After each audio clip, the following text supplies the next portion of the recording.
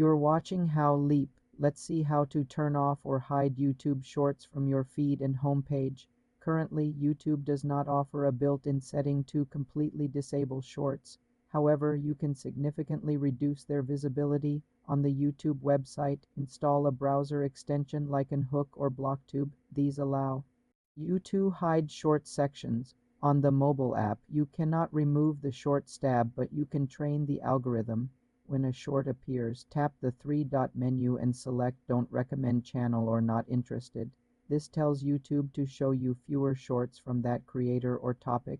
Over time, this can reduce shorts in your feed.